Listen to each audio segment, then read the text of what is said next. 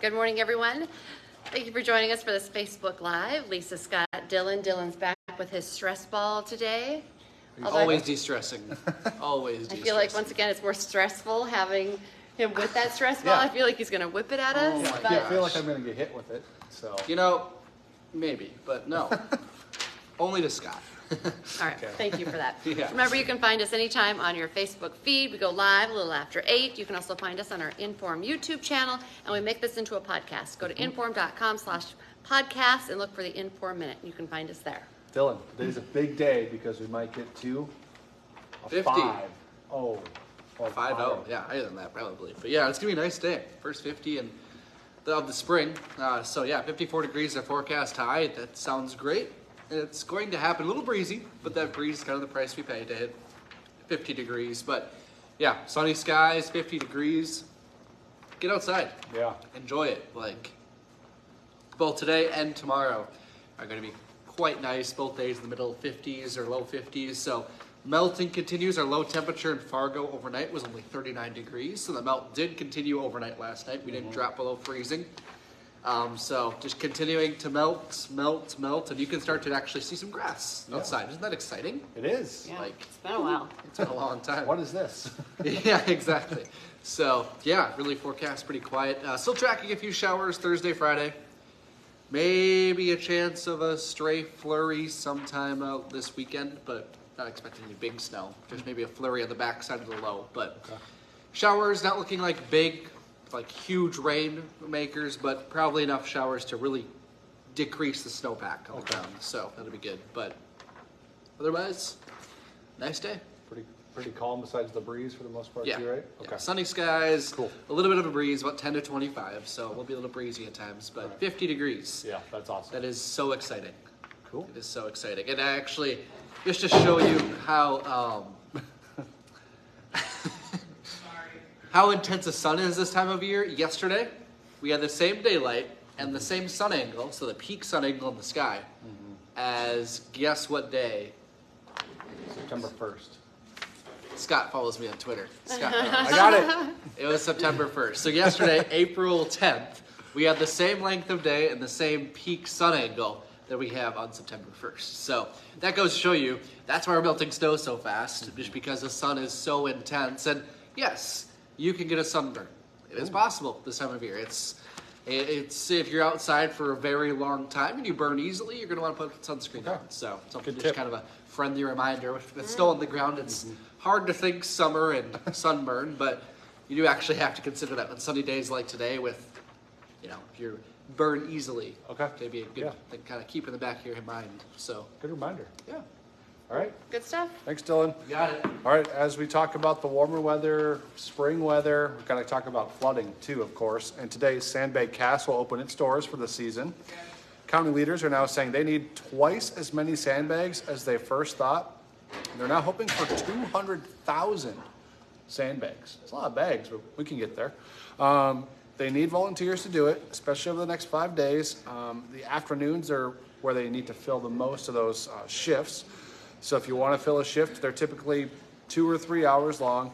Bring a state ID with you, like a driver's license. Also, make sure you dress for the occasion, wearing closed-toed shoes, pants, work gloves, clothes that you are okay with getting dirty.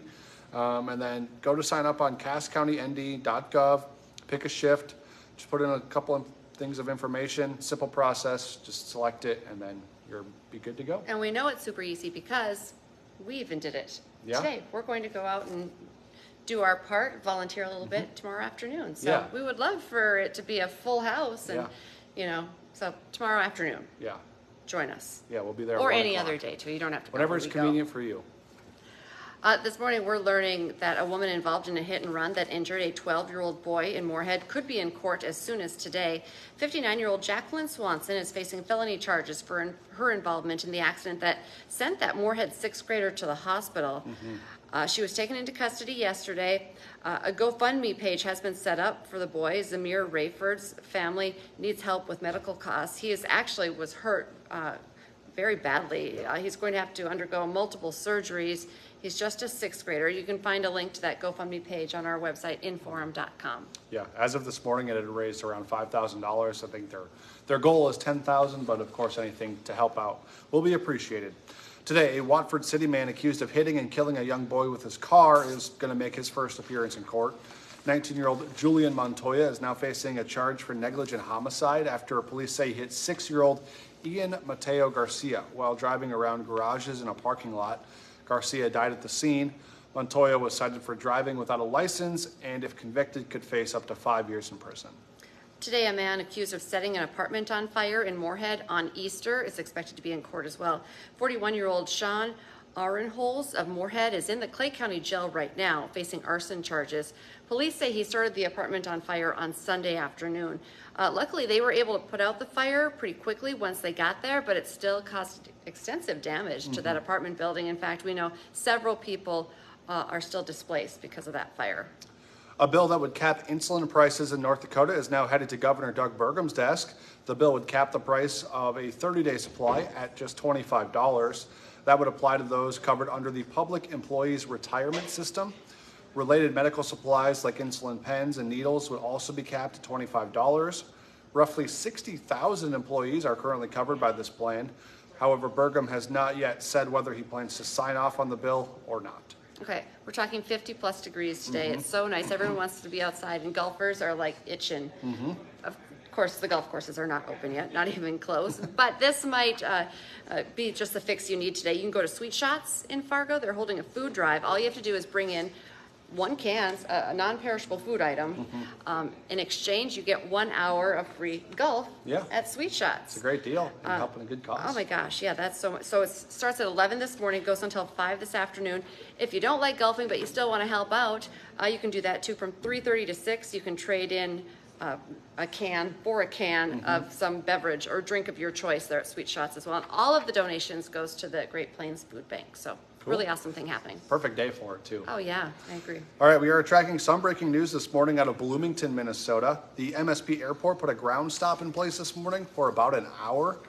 A spokesperson for the airport says there was smoke in the FAA tower. They don't know exactly what caused it yet, but people have been allowed to return. The airport is warning that some flights could be delayed because of this. We checked this morning, though, to see if there was any impact of flights taking off or landing at Hector International here in Fargo. So far, everything seems normal, on time. Also, the same story in Grand Forks. Everything seems to be on time as well. Another big story that we're tracking for you this morning.